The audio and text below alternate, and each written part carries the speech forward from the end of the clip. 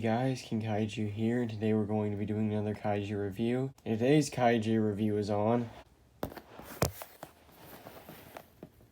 Rodan, or Fire Rodan specifically. This is one of the minifigures I got in my first Christmas haul on the channel, and I've gradually been doing these reviews over that first haul. The last one was King Goldoros, and now we only have 4 more to go, so out of that 4, we're gonna do Fire Rodan first. As always, let's get into detail. The figure has really nice detail and paint along the front of the body. There's a lot of nice paint on the chest, the face, and even the wings. However, if we turn it to the back, that paint and detail kind of starts to get lesser. The paint here is not terrible, but there definitely, I think, could be more. Like on the wings, there's a little bit of red at the top, but the rest of it's just unpainted. The back, I think, probably had like some black spines along it, but I think it's worn out over time. But yeah, overall, I think there could be a little bit more paint back here, and the detail is okay too. Like on the wings, there's a lot of nice detail and little wrinkles, and on the back, there's also a lot of nice detail. But at the front is where it really shines. Bringing him up to look at his legs are also very nicely painted and sculpted. There's even a little bit of shading along the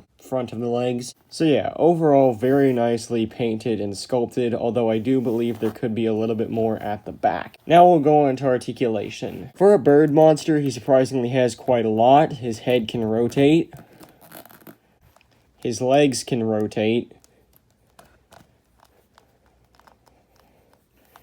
And when you get those legs into position, he can actually stand up, which is also very surprising for a monster that looks like this. So yeah, 3 points of articulation, which would traditionally be kind of a letdown, but for a monster like Rodan, that's actually quite a lot. So we'll move him to the side as always, and get him in sizing. We'll compare Fire Rodan up to several monsters, first up being the Showa Gigan. And yeah, Gigan looks pretty nice next to Rodan. I'm pretty sure this is how big they would be next to each other, or I know at least Gigan would be taller. Next we'll compare him to a fire version of Godzilla. Fire Godzilla, or Burning Godzilla, however you want to say it, but I'm pretty sure the official name is Fire Godzilla. Yeah, these guys look pretty good next to each other. I'm pretty sure this is also accurate. If anything, I think Godzilla might need to be a bit taller, but that's on his part, not Rodan's.